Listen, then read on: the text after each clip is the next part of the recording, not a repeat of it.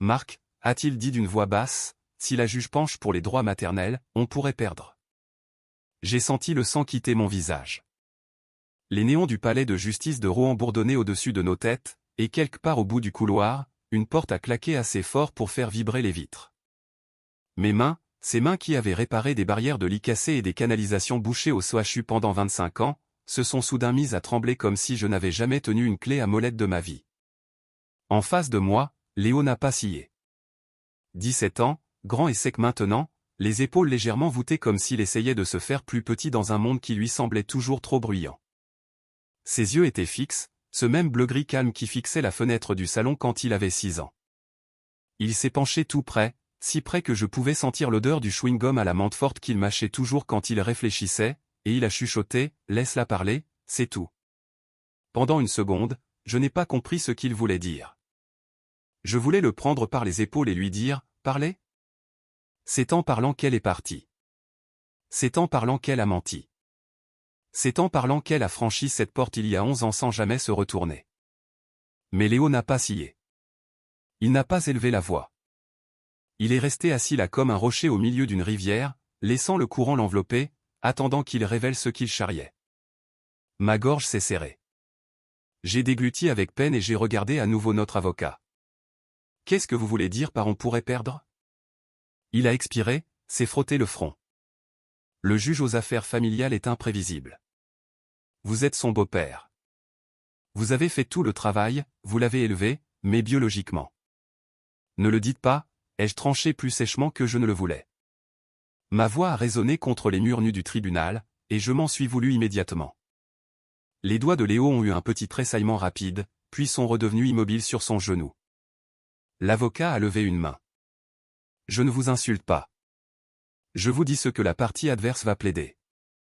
L'avocat d'Élodie va vous peindre comme celui qui a privé une mère de son fils, qui l'a contrôlé, comme si vous étiez assis sur de l'argent qui revient de droit à la mère. Mon estomac s'est noué. J'ai pensé au visage d'Élodie, son maquillage, ses lèvres parfaites et brillantes, ce tremblement calculé dans sa voix la dernière fois qu'elle était sur mon palier sous la pluie. Je veux juste récupérer mon fils, avait-elle dit, comme si elle ne me l'avait pas abandonné sur les bras 11 ans plus tôt comme une valise encombrante. Le murmure de Léo a résonné à nouveau dans ma tête, laisse-la parler. L'avocat s'est penché en avant. Nous devons rester calmes. Laissez-la témoigner. Laissez son avocat faire son numéro. Ne réagissez pas. J'ai regardé Léo. C'est ça que tu veux dire? Léo a hoché la tête une fois, lentement, avec certitude. C'est ainsi que la première partie a commencé, en plein milieu du pire moment de ma vie. Juste avant que la juge n'entre, juste avant qu'Élodie n'essaie de prendre ce qu'elle n'avait pas mérité. Mais pour comprendre pourquoi le murmure de Léo était si important, il faut savoir ce qui s'est passé la nuit où elle est partie. Il y a 11 ans, Rouen sentait l'asphalte mouillé et le vent de la Seine en cette fin d'octobre. Le fleuve était haut cette semaine-là, sombre et rapide, et les arbres le long des quais commençaient à perdre leurs feuilles comme s'il abandonnait la partie. Je m'en souviens parce que mes chaussures de sécurité étaient encore humides du travail quand je suis rentré. J'étais de garde de nuit au CHU, en train de colmater une fuite derrière l'aile de chirurgie, le genre de boulot que personne ne remarque sauf quand on ne le fait pas. Mes mains sentaient l'eau de javel et le métal, et j'avais l'impression qu'on m'avait enfoncé un clou dans le bas du dos. Quand je suis entré dans l'appartement de la rue Jeanne d'Arc, les lumières étaient allumées dans la cuisine. La radio jouait doucement une vieille chanson française qui grésillait. Et Léo était assis à la table, les genoux ramenés sous lui, se balançant très légèrement. Il avait 6 ans à l'époque, petit, maigre, pâle comme s'il ne passait pas assez de temps dehors. Élodie se tenait près du plan de travail, son sac déjà sur l'épaule. Au début, je n'ai même pas percuté. Je pensais qu'elle allait faire une course au Carrefour Market du coin. Elle faisait souvent ça, sortir tard et revenir avec 3 babioles et une histoire à dormir debout. Mais ensuite, j'ai vu la valise près de la porte de derrière. Ma poitrine s'est serrée. Qu'est-ce qui se passe? Élodie ne s'est pas retournée tout de suite. Elle gardait les yeux fixés sur l'évier où l'eau coulait inutilement. Je ne peux plus faire ça, Marc. J'ai ri nerveusement parce que mon cerveau refusait de comprendre. Faire quoi? Les spaghettis? C'est jeudi, c'est normal. Elle s'est enfin tournée vers moi. Son mascara était impeccable. Ses cheveux étaient bouclés. Elle était apprêtée, comme si elle se préparait depuis des heures pendant que Léo attendait là en retenant son souffle. Léo a besoin de plus que ce que je peux donner, a-t-elle dit comme si elle lisait un script. Cet appartement, cette vie, ça m'étouffe. J'ai jeté un coup d'œil à Léo. Il ne me regardait pas. Il fixait les motifs de la nappe en plastique, traçant les petits carreaux avec son doigt. Silencieux. Toujours silencieux quand l'air devenait électrique. Hello, j'ai dit en essayant de garder une voix neutre, on vient juste d'avoir le diagnostic. On a à peine commencé, justement. M'a-t-elle coupé net. Ce diagnostic, l'autisme, les séances de psychomotricité, les rendez-vous. Je n'ai pas signé pour ça. J'ai eu l'impression de recevoir un coup de poing dans la gorge. On ne signe pas pour son gosse. Sa mâchoire s'est crispée. Ne commence pas avec ça. J'ai fait un pas en avant. Mes bottes ont couiné sur le lino. Ne pas commencer quoi? À dire la vérité? Elle a regardé par-dessus mon épaule vers la fenêtre. J'ai suivi son regard et j'ai vu des phares dans la ruelle derrière l'immeuble. Une voiture qui tournait au ralenti. Mon sang n'a fait qu'un tour. Tu t'en vas, ai-je dit. Là, maintenant. La voix d'Élodie s'est durcie. Je vais vivre ma vie, Marc. Je suis encore jeune. Je ne vais pas passer le reste de mes jours dans des salles d'attente de médecins et des réunions d'école. Quelle jeunesse? Ai-je demandé avant de pouvoir me retenir. Ses joues ont rougi. Ça ne te regarde pas. Aussi, ça me regarde, ai-je crié, ma colère montant comme de la vapeur, parce que tu es sur le point d'abandonner ton fils. Léo s'est balancé un peu plus vite. Sa respiration a changé, plus courte, plus saccadée. Je pouvais voir ses doigts s'agripper au bord de la nappe comme s'il essayait de s'ancrer au sol. J'ai forcé ma voix à s'adoucir. Mon grand, tout va bien. Élodie a saisi la poignée de sa valise. Il sera très bien avec toi. Avec moi? J'ai répété, assommé. Hello, je ne suis pas, tu es doué pour ce genre de truc, a-t-elle lâché. Tu es patient. Tu es toi. Je l'ai fixé. Toutes les petites disputes qu'on avait eues au fil des ans se sont soudain alignées comme des dominos. Ses absences inexpliquées. Son nouveau parfum. Sa façon de dire « je mérite mieux ». Puis elle a ajouté « je suis désolé. J'appellerai. Quand les choses se seront tassées. » J'ai su à cet instant qu'elle ne le ferait pas. Hello, ai-je dit, la voix brisée, regarde-le. Elle ne l'a pas fait. Elle a contourné la table, a déposé un baiser sur le sommet de la tête de Léo comme si c'était un chien qu'elle laissait chez le vétérinaire, et s'est dirigée vers la porte. Léo n'a pas pleuré. Il n'a pas crié. Il fixait juste la vitre où le reflet de la lumière de la cuisine transformait l'obscurité extérieure en un mur noir. La porte s'est ouverte. Un courant d'air froid s'est engouffré, sentant la pluie et la boue. Puis elle s'est refermée. La radio continuait de passer une chanson triste sur une rupture. Je suis resté là, figé. Mon cœur cognait fort dans mes oreilles. Mes mains étaient encore moites à cause de mon travail à l'hôpital. Je me souviens avoir regardé mes mains en pensant, comment je vais faire? Comment je suis censé élever un gamin alors que j'arrive à peine à tenir ma propre vie debout? Léo a chuchoté, presque inaudible, maman? J'ai dégluti difficilement, j'ai cligné des yeux rapidement. Oui, j'ai dit. Elle est partie pour un petit moment. Il a fixé la fenêtre. Elle va revenir. Je voulais mentir. Je voulais dire, oui, mon grand, elle est juste en colère, elle sera là demain. Mais quelque chose en moi, peut-être cette partie qui avait vu trop de gens dans la salle d'attente des urgences recevoir des promesses jamais tenues, n'a pas pu le faire. J'ai tiré la chaise à côté de lui et je me suis assis. Le sky était froid sous mes jambes. Je n'en sais rien, ai-je avoué, mais moi, je suis là. Les yeux de Léo se sont posés sur moi une fraction de seconde, puis sont retournés vers la fenêtre. Ses doigts continuaient de tracer des carrés. 1, 2, 3, 4 comme s'il pouvait compter pour sortir de la douleur. Dehors, la voiture dans la ruelle a démarré. Les pneus ont éclaboussé une flaque d'eau. Et c'était tout. C'était le moment où ma vie est devenue quelque chose que je n'avais jamais prévu. Le lendemain matin, j'ai prévenu que j'arriverais en retard au travail et j'ai déposé Léo à l'école. Il était assis sur le siège passager, les mains cachées dans ses manches, regardant droit devant lui. Le chauffage soufflait un air tiède qui sentait la vieille poussière. Quand je l'ai déposé, sa maîtresse m'a pris à part. Nous devons parler de son évaluation, a-t-elle dit doucement. J'ai hoché la tête comme si je savais ce que je faisais. Ce n'était pas le cas. Les semaines qui ont suivi le départ d'Élodie ont été un flou de rendez-vous, de paperasse et de factures qui semblaient se multiplier du jour au lendemain. Je passais mes pauses déjeuner en attente avec la sécurité sociale ou les mutuelles.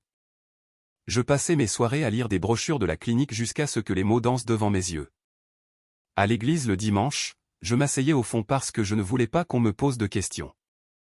Mais un dimanche, une femme âgée nommée Georgette, qui sentait la menthe et portait un manteau plus vieux que nous deux, m'a glissé un papier dans la main. Groupe de parole, a-t-elle chuchoté. Le mardi soir, à la maison des associations. Le café est infâme, mais les gens sont bien. J'y suis allé, surtout parce que je ne savais plus quoi faire d'autre. Ce premier mardi, j'ai été accueilli par l'odeur du café tiède et du désinfectant au citron, des chaises pliantes en cercle, et une boîte de chouquettes qui avait clairement connu des jours meilleurs. Il y avait là des parents qui semblaient ne pas avoir dormi depuis des années, un grand-père qui élevait son petit-fils, une mère aux yeux fatigués avec un carnet rempli de planning de thérapie. Je me suis assis et je n'ai pas ouvert la bouche. Puis, quand est venu mon tour, les mots sont sortis tout seuls. Je m'appelle Marc, j'ai dit, et ma femme est partie. Et j'élève son fils. Personne n'a sursauté. Personne n'a jugé. Ils ont juste hoché la tête comme s'ils connaissaient déjà cette douleur. Après la réunion, un homme avec une casquette d'ancien para, Jean, m'a tapé sur l'épaule. « Tu passes au café du coin vendredi ?» a-t-il demandé. On a un petit groupe d'habitués qui savent bricoler. Parfois, c'est ce dont un homme a besoin. C'est comme ça que je me suis retrouvé au PMU de la place du Vieux Marché un vendredi soir, à regarder Léo assis tranquillement à une table d'angle avec une assiette de frites, écoutant le bourdonnement des vieux qui riaient et se disputaient pour le match du PSG comme si c'était une question de vie ou de mort. Jean s'est penché vers moi et m'a dit, « Garde chaque reçu, Marc. Chaque lettre, chaque satané papier. Fais-moi confiance. » Je n'ai pas compris pourquoi à ce moment-là, mais j'ai écouté. Parce que quand votre monde s'écroule, vous vous accrochez à n'importe quel conseil qui semble solide. Et c'est ce que j'ai fait pendant les 11 années suivantes. Je suis resté. J'ai appris les rythmes de Léo. Sa façon d'avoir besoin que ses chaussettes soient pliées exactement d'une certaine manière. La façon dont les supermarchés bruyants lui crispaient les épaules. La façon dont il se calmait si on restait dans la voiture pendant 5 minutes à écouter le moteur tourner au ralenti. J'ai appris à lui parler sans l'étouffer. J'ai appris à lui donner de l'espace sans le laisser s'éloigner. Et lentement, il a commencé à grandir. Pas comme le genre de gamin qui raconte des blagues à table ou qui tape dans un ballon dans le jardin, mais comme un gamin qui remarquait tout. Un gamin qui se souvenait des dates et des schémas. Un gamin qui, alors que je pensais me noyer, a commencé silencieusement à construire un radeau avec des détails. Je ne l'ai pas vu à l'époque. Tout ce que je voyais, c'était ma propre épuisement, ma propre peur, ma propre colère qui ne m'avait jamais vraiment quitté. Et quand Léo a eu 17 ans et que son petit projet informatique est soudain devenu une affaire à 3,2 millions d'euros, cette colère est revenue sous une autre forme. Parce que l'argent n'achète pas seulement le confort, il achète l'attention. Et le genre de personnes qui vous abandonnent ont un flair incroyable pour l'attention, comme des requins qui sentent le sang. Alors quand Élodie est réapparue, cette fois sous la pluie avec un avocat et un sourire qui n'atteignait pas ses yeux, mon premier instinct n'a pas été la vengeance. C'était la panique. Et maintenant, assis dans cette salle d'audience avec les néons qui bourdonnent et la table rayée, entendant notre avocat dire qu'on pourrait perdre, j'ai réalisé quelque chose qui m'a glacé le sang. J'étais resté pendant 11 ans. Mais je ne m'étais pas préparé à la guerre. Léo, lui, l'avait fait. Et tout ce qu'il me demandait, c'était une chose, laisse-la parler. La première fois que l'ordinateur de Léo a lâché, il l'a fait sans bruit. Pas d'étincelle, pas de fumée, juste un clic léger et un écran noir qui refusait de s'allumer, peu importe le nombre de fois où il appuyait sur le bouton. C'était un mardi soir de février. La neige s'entassait en tas gris sale dans les rues de Rouen, et la chaudière faisait un boucan d'enfer comme si elle allait rendre l'âme. J'étais à la table de la cuisine en train d'équilibrer un budget qui ne l'était jamais, tandis que Léo était assis en face de moi, les épaules voûtées, les yeux rivés sur l'écran. Il a appuyé encore une fois. Rien. Il s'est figé. Pas de panique, pas de colère, juste figé, comme si le monde s'était arrêté au milieu d'une phrase. Et, j'ai dit doucement. Qu'est-ce qui se passe? Il a dégluti. Il ne répond plus. Je me suis penché, plissant les yeux vers l'écran comme si ça allait aider. Il a peut-être juste besoin d'un redémarrage. J'ai déjà essayé, a-t-il dit d'un ton un peu plus sec que d'habitude. Puis il s'est repris. Pardon. C'est rien, j'ai répondu vite. On va trouver une solution. Mais quand j'ai ouvert le panneau arrière, mon cœur a sombré. Le truc tenait avec des vis dépareillées et beaucoup d'espoir. Une occasion dénichée dans un dépôt-vente qu'on avait acheté 2 ans plus tôt avec l'argent liquide d'une enveloppe marquée « Urgence ». Est-ce que c'est réparable? A-t-il demandé. J'ai hésité une seconde de trop. Léo remarquait tout. Oui, j'ai dit quand même. Sûrement. Cette nuit-là, après qu'il soit allé se coucher, je suis resté à table avec les entrailles de l'ordinateur étalées comme un patient sur une table d'opération. Une odeur de poussière brûlée flottait dans la cuisine. Je me suis frotté les yeux en fixant le circuit imprimé fêlé. Je n'avais pas l'argent pour un œuf. Pas même de loin. Alors, le lendemain, j'ai pris ma pause déjeuner au CHU et je suis descendu au local de stockage de la maintenance. Le vieux local, là où les moniteurs cassés et les vieilles machines partaient mourir. Le chef de service m'a vu fouiller dans un bac. « Tu cherches quoi, Marc ?» « N'importe quoi avec un disque dur qui marche encore », j'ai répondu. Longue histoire. Il a soupiré. « Prends ce que tu veux. Fais juste pas d'histoire. » Ce soir-là, je suis rentré chez moi sentant l'huile de machine et la poussière. Léo m'observait depuis le couloir alors que je disposais les pièces de récupération sur la table. « Tu n'es pas obligé de faire ça », a-t-il dit. « Si, je le dois », j'ai répondu. « Assieds-toi. » Il s'est assis. Pendant 3 heures, nous avons travaillé en silence, à part le tic-tac de l'horloge murale et le bourdonnement occasionnel d'un camion passant dans la rue. Je soudais. Il regardait. Puis, calmement, il a pointé du doigt. « Celle-là va ici. » J'ai suivi son doigt. Il avait raison. Quand l'écran a enfin vacillé pour reprendre vie, il a laissé échapper un souffle que je n'avais pas réalisé qu'il retenait. « Merci », a-t-il dit. C'était la première fois que je comprenais quelque chose d'important. Léo n'aimait pas seulement les ordinateurs. Il les comprenait de l'intérieur. À l'époque, l'application n'avait pas de nom. Ce n'était que des dossiers, des notes et des croquis collés au mur avec du ruban adhésif bleu. Léo rentrait du lycée, mangeait le même sandwich au jambon beurre tous les jours, puis disparaissait dans sa chambre. Parfois, je n'entendais que le tapotement du clavier. D'autres fois, je l'entendais faire les 100 pas, comptant à voix basse. 1, 2, 3, 4, tu travailles sur quoi? J'ai demandé un jour, appuyé contre le cadre de sa porte. Un moyen de rendre les magasins plus calmes, a-t-il dit. J'ai froncé les sourcils. Tu veux dire un casque anti-bruit? Non, a-t-il expliqué patiemment. Des schémas. Il m'a expliqué lentement, comme s'il avait peur que je sois largué. L'application décomposait les endroits immenses et oppressants et les supermarchés, les écoles, les gares en étapes, en chemins visuels, en rappels doux. Une façon de savoir ce qui venait après pour que le bruit n'envahisse pas la tête. Je ne comprenais pas le code, mais je comprenais le besoin. Je l'avais vu se bloquer dans le rayon des céréales au Leclerc quand un gamin hurlait 2 rangées plus loin, j'avais vu ses mains trembler quand les néons bourdonnaient trop fort. Si ce truc pouvait l'aider, peut-être que ça pourrait aider quelqu'un d'autre aussi.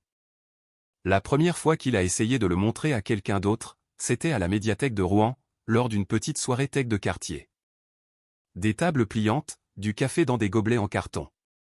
La moitié des gens semblaient être là par erreur. Léo se tenait derrière sa table, les yeux rivés au sol. « Tu veux que je parle ?» J'ai proposé. Il a secoué la tête. « Je peux le faire. » Il s'est raclé la gorge. Ceci est un outil de planification et de navigation pour les personnes ayant des troubles du traitement sensoriel. L'ordinateur a planté en plein milieu de la démo. J'ai senti mon estomac tomber. Léo a fixé l'écran, respirant vite. Ses doigts ont tremblé, puis se sont arrêtés. Il a refermé l'ordinateur lentement. Je suis désolé, a-t-il dit. Ça n'a pas, c'est pas grave, a dit une femme gentiment. La technologie, c'est comme ça. Mais je voyais sur son visage la déception, cette façon qu'il avait de se recroqueviller sur lui-même comme s'il se préparait à un impact. Cette nuit-là, il n'a pas touché à l'application. 2 semaines ont passé, puis 3. Je l'ai trouvé un soir assis sur son lit, fixant ses mains. Tu laisses tomber ? J'ai demandé doucement. Il a haussé les épaules. Peut-être que c'est stupide. Non, j'ai dit fermement. Ça ne l'est pas. Il a levé les yeux. Comment tu le sais ? J'ai pensé aux nuits où je rentrais épuisé, le dos en compote, les mains irritées par les produits chimiques, et où je préparais quand même le dîner parce que quelqu'un avait besoin de moi. Parce que les trucs stupides n'aident pas les gens, j'ai dit. Et ça t'aide. Le lendemain matin, j'ai pris une décision qui m'a terrifié. J'ai vendu ma voiture, un vieux Renault Kangoo avec les ailes rouillées et le tableau de bord fissuré, mais il roulait. Il avait transporté du bois, du matériel d'hôpital et plus de courses que je ne pouvais en compter. Je l'ai vendu pour moins que ce qu'il valait et j'ai acheté à Léo un ordinateur reconditionné qui ne sifflait pas quand on l'allumait. Quand je le lui ai tendu, il m'a regardé comme si je lui offrais la lune. « Tu as besoin de la voiture ?» a-t-il dit. « Je peux prendre le bus ou marcher ?» j'ai répondu. « On ne remplace pas le temps. » Il m'a serré dans ses bras alors, de manière maladroite, brève, mais réelle. Les choses ont changé vite après ça. Pas du jour au lendemain, pas comme dans un film. Mais assez. Léo a peaufiné l'application, lui a donné un nom, Symétrie, et a participé à un petit concours à Paris. Il n'a pas gagné le premier prix, mais il a été remarqué. 1 mois plus tard, le journal local a publié un petit entrefilet en page 4, un lycéen rouennais développe une appli pour les neurodivergents. Je l'ai découpé et collé sur le frigo. Puis est venu l'email. Puis l'appel. Puis le rendez-vous dans un café près des quais où un homme en veste de créateur parlait de valorisation et de croissance d'utilisateurs comme s'il commandait son déjeuner. Quand le chiffre de 3,2 millions d'euros a été lâché, j'ai eu le vertige. Léo a juste hoché la tête. On n'a pas fêté ça. On a pris un avocat, un homme calme, plus vieux que moi, qui portait le même costume marron à chaque fois. Il a parlé de structure et de protection et a dit quelque chose qui m'est resté, l'argent ne change pas les gens, Marc. Il les révèle. Cette nuit-là, j'ai ouvert une chemise cartonnée et j'ai écrit dessus au marqueur noir, Léo tout. Je ne le savais pas encore, mais ce dossier allait devenir la chose la plus importante que j'ai jamais possédée parce qu'une semaine plus tard, quand la lettre recommandée est arrivée, elle ne venait pas d'un investisseur. Elle venait d'Élodie. Élodie n'a pas frappé la première fois qu'elle est revenue. Elle se tenait sur mon palier sous la pluie comme si elle était chez elle, comme si elle était juste sortie fumer une cigarette et s'était enfin décidée à rentrer. Ses cheveux étaient plus sombres que dans mes souvenirs. Son manteau était propre, d'apparence coûteuse, le genre de manteau qu'on ne porte pas à moins de vouloir être remarqué. J'ai ouvert la porte et le froid s'est engouffré, apportant l'odeur de la pluie et du fleuve. « Marc » a-t-elle dit doucement. « S'il te plaît, on peut parler ?» Derrière moi, je l'ai senti avant de l'entendre, la porte de la chambre de Léo qui s'entrouvrait à peine. « Je pense qu'on a assez parlé pour toute une vie », j'ai dit. Élodie a regardé derrière moi dans l'appartement, ses yeux bougeant vite, évaluant tout. « Je veux juste le voir. » « Ce n'est pas un chien, » j'ai dit. « On ne passe pas juste comme ça. » Sa mâchoire s'est crispée. « Je suis sa mère. » Ce mot a frappé comme un marteau. Je suis sorti sur le palier et j'ai refermé la porte derrière moi. La pluie a transpercé ma veste, glacée contre mon dos. 11 ans, j'ai dit calmement. Tu n'as pas le droit d'utiliser ce mot comme s'il était neuf. Élodie a soupiré et a regardé ailleurs comme si je l'épuisais. Je n'étais pas dans un bon état à l'époque. Tu n'étais dans aucun état, j'ai tranché. Tu es parti. Je suis parti parce que je me noyais. A-t-elle rétorqué. Tu crois que c'était facile d'être coincé dans un appart avec un enfant qui, arrête, j'ai dit sèchement, mes mains crispées en poing. Ne finis pas cette phrase. Elle a pressé ses lèvres, puis a adouci sa voix à nouveau. Je vais mieux maintenant. J'ai fait beaucoup de travail sur moi-même. J'ai failli rire. Derrière la porte, je n'entendais rien. Ça me faisait plus peur que du bruit. On ne travaille pas sur soi en abandonnant son gosse, j'ai dit. Tu ne peux pas revenir maintenant et prétendre que c'est un voyage de guérison. Les yeux d'Élodie se sont durcis. Je ne prétends pas. Je réclame ce qui est à moi. Voilà, on y était. J'ai ouvert la porte et je suis rentré sans un mot de plus. Élodie a hésité, puis a suivi, secouant l'eau de son manteau comme si elle s'installait. Léo se tenait dans le couloir, à moitié caché, son visage pâle mais illisible. « Salut, mon cœur » a dit Élodie, forçant un sourire. « Tu as tellement grandi. » Léo n'a pas répondu. Ses yeux ont fait l'aller-retour entre son visage et le sol. Élodie s'est raclé la gorge. « J'ai beaucoup pensé à toi. »« C'est drôle » j'ai dit. « On n'a pas eu de tes nouvelles. » Elle a fait un geste de la main. « Marc, s'il te plaît. Je ne suis pas venu pour me battre. »« Non » j'ai dit, « tu es venu pour voir. » Son regard a glissé vers la cuisine, le couloir, le frigo où la coupure de presse était encore scotchée. Elle s'est arrêtée dessus. Ses yeux se sont aiguisés. « C'est quoi ça » a-t-elle demandé. « Ça ne te regarde pas » j'ai répondu. Elle a souri, d'un sourire mince et lent. « On dirait le nom de mon fils. » Ma poitrine s'est serrée. J'ai senti le basculement, le moment exact où la curiosité s'est transformée en calcul. « Je devrais y aller » a-t-elle fini par dire en reculant vers la porte. « Mais je resterai en contact. »« Non » j'ai dit, « tu ne le feras pas. » Elle a marqué un temps d'arrêt sur le seuil et a regardé Léo. « Tu m'as manqué » a-t-elle dit doucement. Léo n'a pas bougé. La porte s'est refermée. La pluie a englouti ces bruits de pas. J'ai appuyé mon front contre le cadre de la porte, mon cœur battant si fort que mes oreilles bourdonnaient. Derrière moi, Léo a parlé, sa voix était monocorde. Elle ment. Je me suis retourné. Tu en es sûr ? Il a hoché la tête. Sa respiration a changé. Je l'ai fixé. Quoi ? Quand elle parle de sentiments, a-t-il dit, c'est factuel. Elle respire plus vite.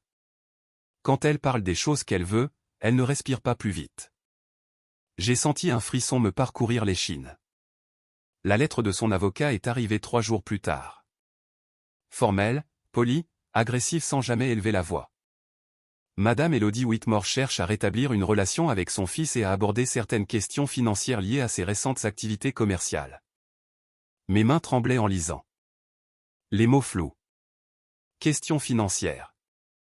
J'ai appelé l'avocat qui s'occupait de la fiducie et je me suis assis face à lui dans son petit bureau qui sentait la poussière et le café brûlé. Il a lu la lettre 2 fois, puis s'est calé dans son fauteuil. Elle cherche à prendre le contrôle, a-t-il dit. Elle peut faire ça ? J'ai demandé. Il a hésité. Cette hésitation était pire que n'importe quelle réponse. Vous êtes son beau-père, a-t-il dit prudemment. Vous avez tout bien fait moralement, et légalement c'est vous qui étiez là. Mais c'est complexe. J'ai dégluti. Dites-le. Si le juge privilégie les liens biologiques, a-t-il dit, on pourrait perdre l'autorité décisionnelle sur les fonds. Pas tout, mais une bonne partie. Mon estomac s'est noué. Après tout ce qu'on avait traversé. Il a écarté les mains.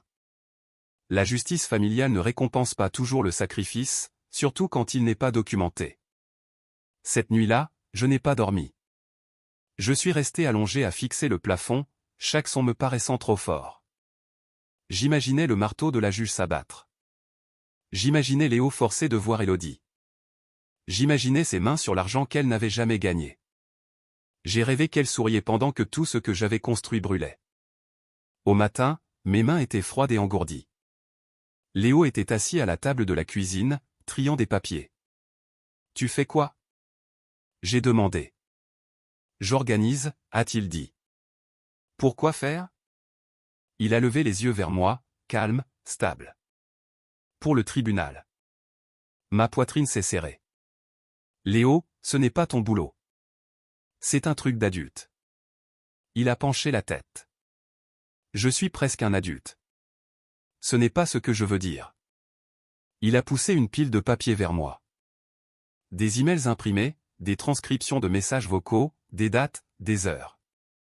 Tu as gardé tout ça? J'ai demandé. Oui. Pourquoi? Il a fait une pause, choisissant ses mots avec soin. Parce qu'elle a dit une fois, ne m'appelle plus jamais, sauf s'il y a de l'argent. J'ai eu le souffle coupé. Quand ça? Il y a 6 ans, a-t-il dit. Je m'en souvenais. Je me suis assis lourdement sur la chaise. Élodie ne l'avait pas seulement abandonné. Elle lui avait appris quelque chose, que les gens finissent par dire la vérité si on les laisse parler assez longtemps. Et soudain, son murmure au tribunal prenait un sens terrifiant.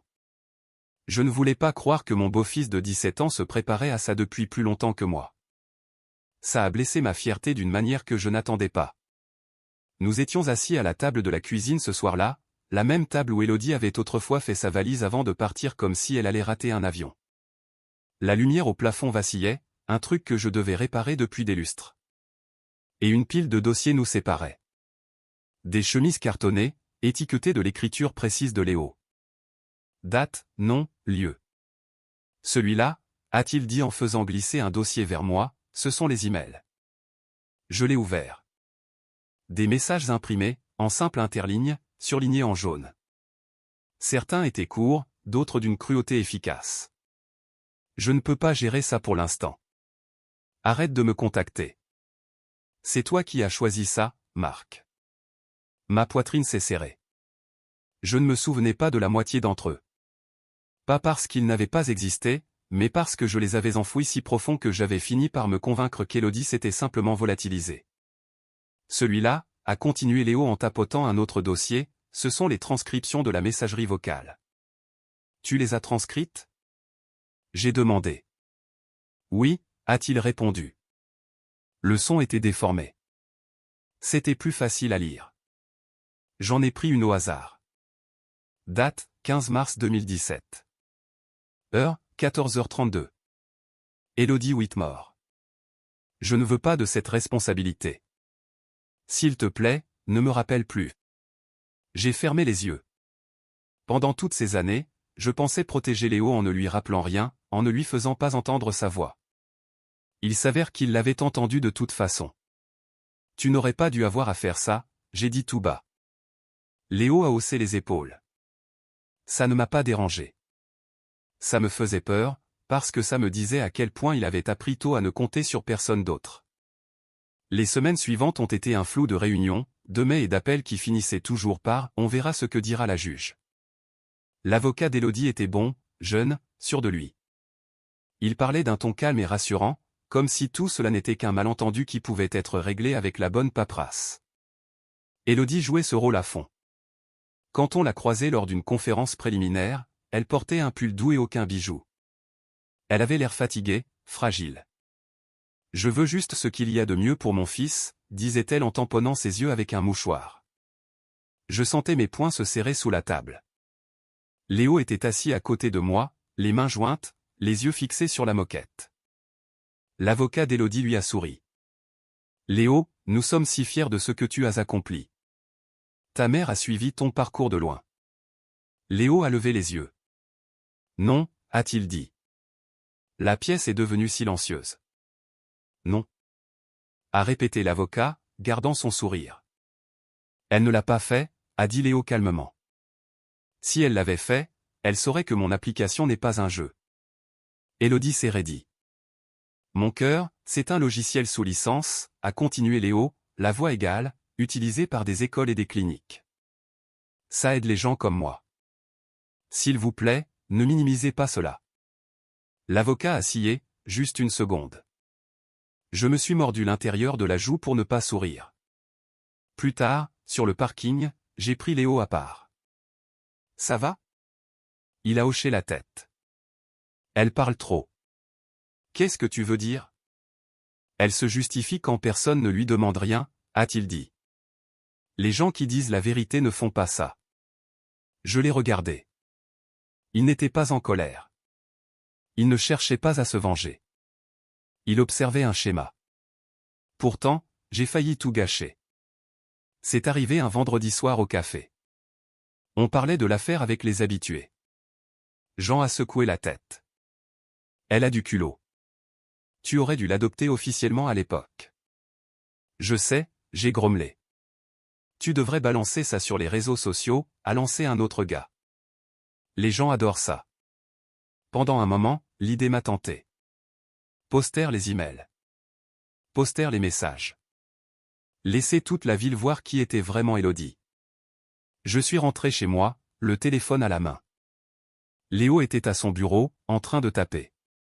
Je pense à poster quelque chose, j'ai dit. Il s'est arrêté lentement, s'est retourné. Ce serait une erreur, a-t-il dit. Je me suis emporté. Elle nous traîne au tribunal. Oui, a-t-il acquiescé, là où il y a des règles. J'ai expiré bruyamment. J'en ai marre des règles. Léo s'est levé, s'est approché et m'a regardé droit dans les yeux. Papa, a-t-il dit un mot qu'il utilisait rarement, toujours de manière délibérée, les données ne fonctionnent que si elles restent propres. Le mot « papa » a frappé plus fort que n'importe quoi d'autre. J'ai baissé mon téléphone. Cette nuit-là, je suis resté éveillé à écouter le vent faire vibrer les vitres, réalisant à quel point j'étais passé près de laisser la colère détruire ce qui pourrait nous sauver. 2 jours avant l'audience, Élodie a déposé une requête d'urgence. Notre avocat m'a appelé au travail. Ils essaient d'accélérer les choses. Mes mains sont devenues engourdies. C'est mauvais ? C'est de la pression, a-t-il dit. Ils veulent nous prendre au dépourvu. Je suis rentré chez moi dans le brouillard, convaincu que c'était le moment où tout s'écroulait. Léo m'a accueilli à la porte. Ça va aller, a-t-il dit avant même que je parle. Comment tu peux le savoir ? Ils se précipitent, a-t-il répondu. Ça veut dire qu'ils improvisent. Je me suis effondré sur le canapé. Et si la juge se range de son côté quand même ? Léo a réfléchi un instant. Puis il a dit quelque chose que je n'oublierai jamais, alors il nous restera toujours la vérité. Et la vérité est patiente. Pour la première fois depuis le retour d'Élodie, j'ai senti quelque chose se desserrer dans ma poitrine. Je ne savais toujours pas comment ça finirait, mais je savais une chose certaine, Élodie entrait dans une salle d'audience avec des histoires. Léo y entrait avec des faits. Et tout ce que j'avais à faire, la chose la plus difficile de toute ma vie, c'était de rester silencieux. Le palais de justice de Rouen sentait toujours un peu le vieux papier et le cirage. Ce matin-là, il sentait la sueur et la nervosité. La salle d'audience était déjà à moitié pleine quand nous sommes entrés. Des visages familiers, quelques personnes de l'église. Un des gars du PMU était assis au fond, les bras croisés, comme s'il montait la garde. Les nouvelles vont vite dans une ville comme Rouen, surtout quand l'argent et la famille se mélangent. Élodie était assise à la table opposée, le dos droit, les mains jointes sur ses genoux. Son avocat s'est penché près d'elle, chuchotant quelque chose qui la faisait hocher la tête au bon moment. Elle avait l'air calme, posée, comme si elle était à sa place. Pas moi. Mon genou sautait sous la table. Mes paumes étaient moites. Chaque craquement des bancs en bois résonnait comme le tonnerre dans mes oreilles. Je ne pensais qu'à une chose, je ne suis pas son père biologique. Cette phrase tournait en boucle dans ma tête comme une mauvaise chanson. La juge est entrée. On s'est levé, on s'est rassis. Le marteau est tombé avec un coup sec qui a résonné dans ma poitrine. L'avocat d'Élodie a commencé. Il a dressé un portrait soigné, une mère qui avait fait des erreurs, une femme qui s'était battue, un parent qu'on avait tenu à distance pendant que la vie et la fortune de son fils grandissaient sans elle. Elle ne veut que le meilleur pour son enfant, disait-il d'une voix fluide, arpentant la salle juste assez pour paraître sincère.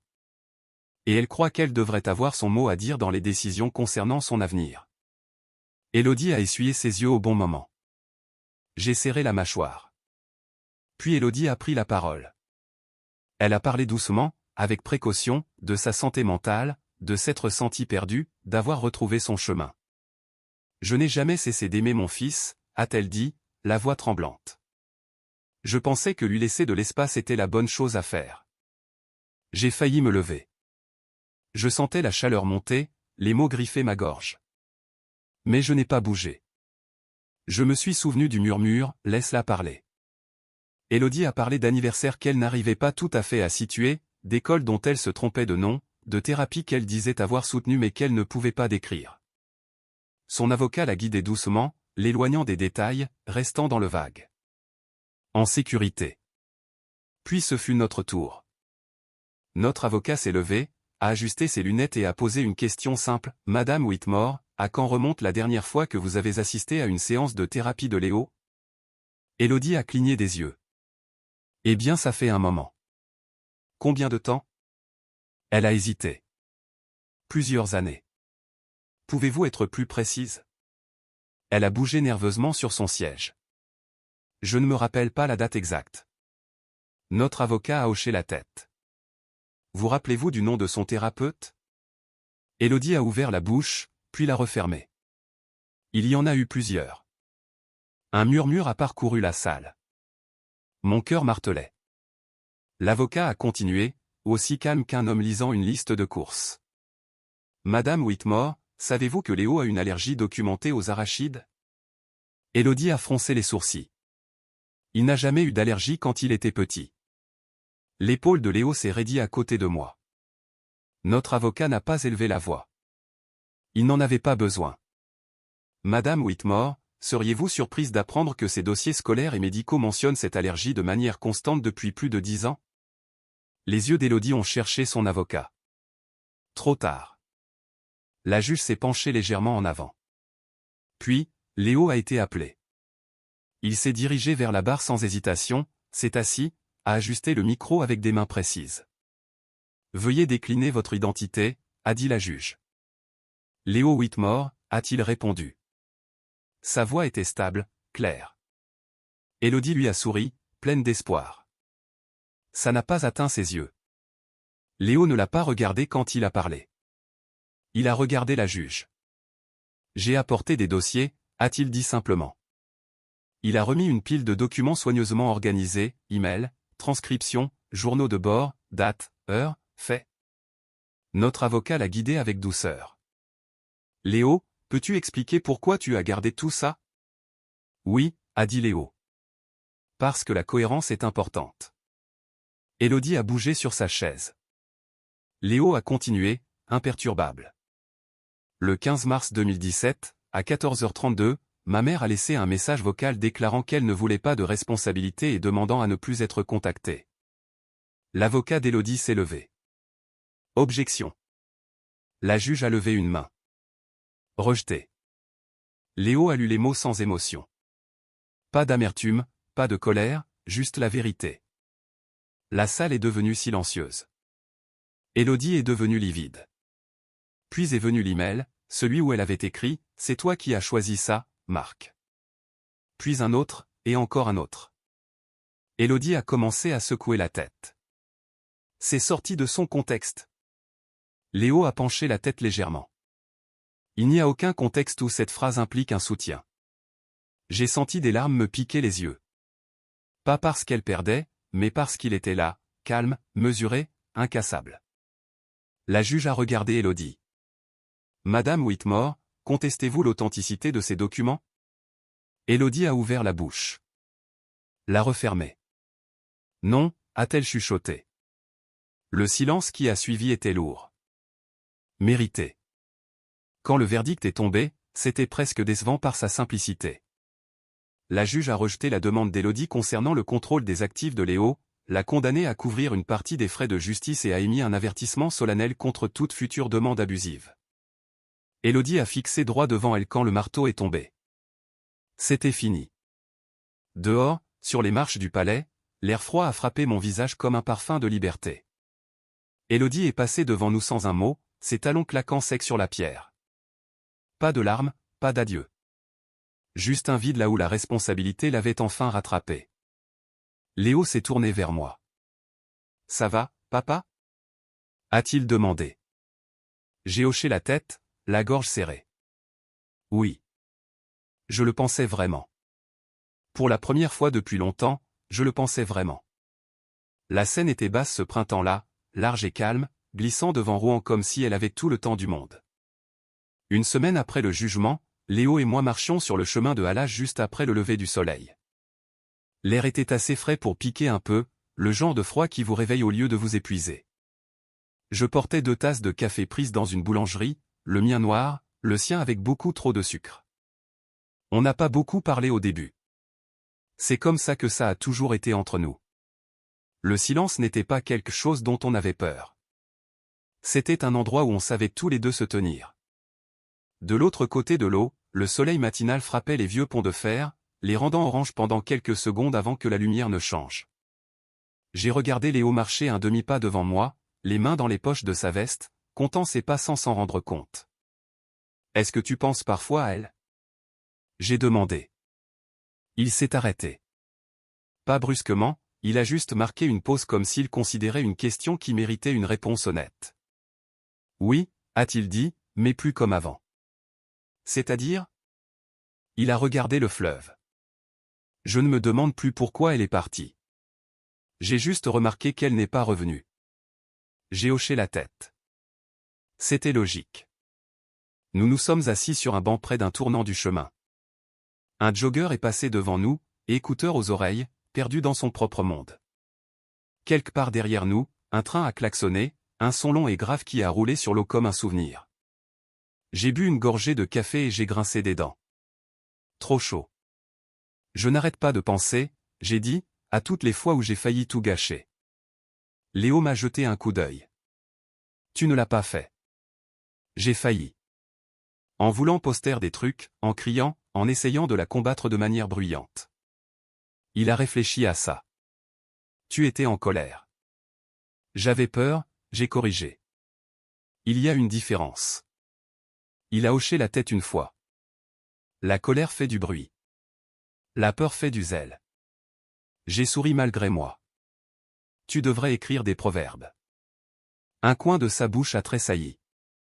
Avec Léo, ça comptait pour un large sourire. Nous sommes restés là un moment à regarder l'eau glisser comme elle l'avait toujours fait. Le même fleuve, la même ville, mais un poids différent sur ma poitrine.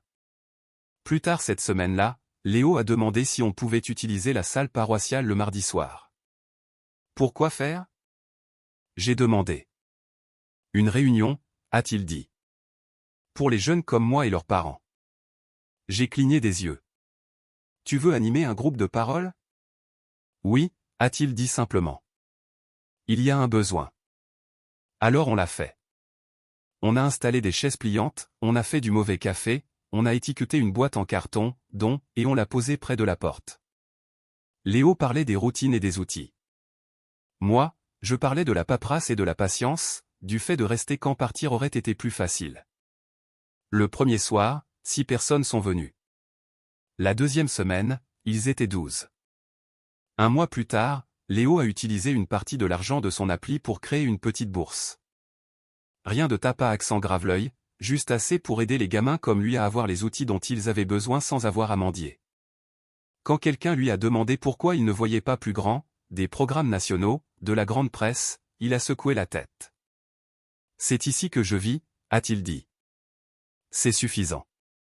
Un soir, alors qu'on fermait la salle à clé, j'ai enfin posé la question qui me brûlait les lèvres depuis le tribunal. Comment tu as su ? J'ai dit. À l'époque, quand tu m'as dit de la laisser parler. Léo a glissé les clés dans sa poche et m'a regardé. Parce que, a-t-il dit avec soin, les gens qui mentent se justifient. Les gens qui disent la vérité n'en ont pas besoin. J'ai senti quelque chose s'apaiser en moi. Pendant toutes ces années, je pensais que rester signifiait en faire plus, travailler plus dur, tout réparer avec mes mains. Il s'avère que rester, c'était aussi savoir quand ne pas interrompre. Élodie n'est jamais revenue. Pas d'excuses, pas de seconde tentative. Et c'était très bien comme ça. Parce que la famille, ce ne sont pas ceux qui se pointent quand il y a de l'argent sur la table.